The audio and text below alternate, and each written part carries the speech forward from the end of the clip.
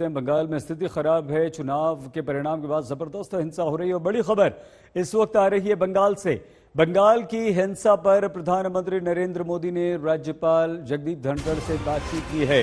उन्होंने कानून व्यवस्था पर चिंता जताई है। प्रधानमंत्री नरेंद्र मोदी ने जिस तरह से चुनाव परिणाम के बाद बंगाल में हिंसा हो रही है उस पर चिंता व्यक्त की है। जगदीप धनखड़ से बात की उन्होंने और कहा कि बंगाल में चुनावी हिंसा रुकनी चाहिए और इस पर प्रधानमंत्री ने फोन पर चिंता भी व्यक्त की।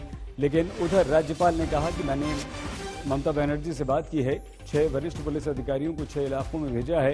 हिंसा प्रभावित इलाकों में अलग अलग जगह भेजा है और उनसे कहा गया है कि आप स्थिति को सुधारें, जो हिंसा बंगाल में हो रही है उसे रोकें। जैसे ही विधानसभा चुनाव के परिणाम बंगाल में आए उसके बाद ममता बनर्जी की पार्टी टीएमसी को प्रचंड बहुमत जरूर मिला, लेकिन तुरंत हिंसा शुरू हो गई। बीजेपी के ऑफिस में आग लगानी शुरू हो गई और कल बीजेपी कार्यकर्ताओं के घरों को आग लगाई गई, उनके घरों को लूटा गया। इस तरह के आरोप बीजेपी लगाती रही, लेकिन ममता बनर्जी ये कहती रही कि बीजेपी पुरानी ट्वीट दिखाती है, लेकिन तस्वीरें कभी झूठ नहीं बोलती हैं और ये तस्वीरें आप इस वक्त देख रहे हैं। अनुपम मिश्र हमारे संवाददाता सीधे बंगाल से इस वक्त हमारे साथ जुड़ चुके हैं। अनुपम, क्या स्थिति है इस समय बंगाल की?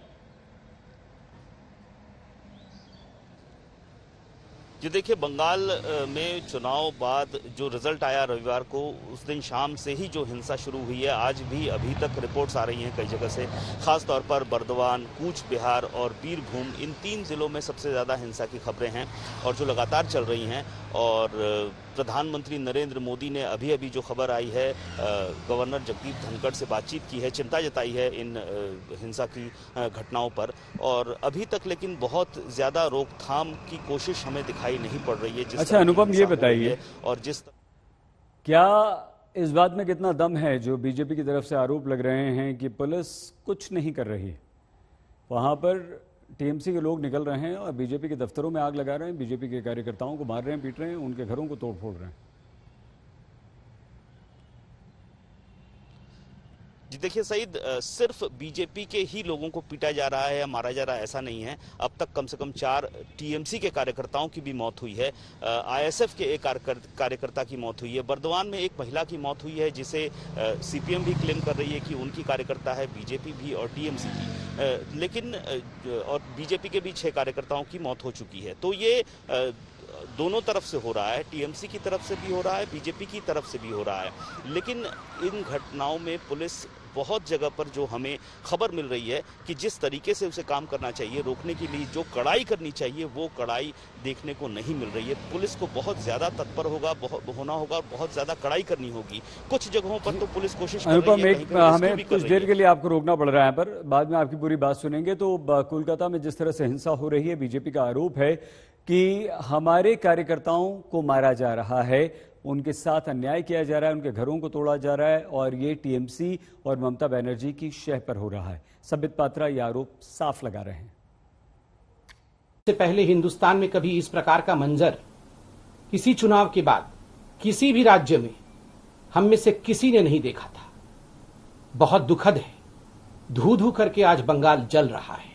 जीत को एक्सेप्ट करने में एक गरिमामय तरीका होना चाहिए। आज बंगाल में ये जो तरीका है, जिस प्रकार से आज हम वहां हिंसा देख रहे हैं, ये किसी ने भी नहीं सोचा था कि हिंदुस्तान के लोकतंत्र का इस प्रकार से किसी राज्य में धज्जियां उड़ेंगी। अराजकता सड़क पर पूरी तरह से छा गई है।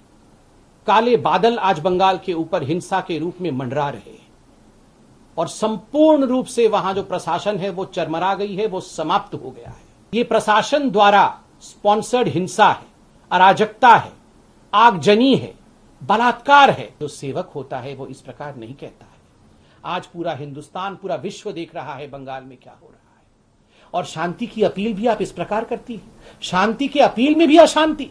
शांति की अपील में आप कहती हैं कि हमारे साथ तो बीजेपी वालों ने अत्याचार किया, सीआरपीएफ वालों ने अत्याचार किया, मगर चलो आप लोग ऐसा मत करो। ये कोई शांति की अपील है?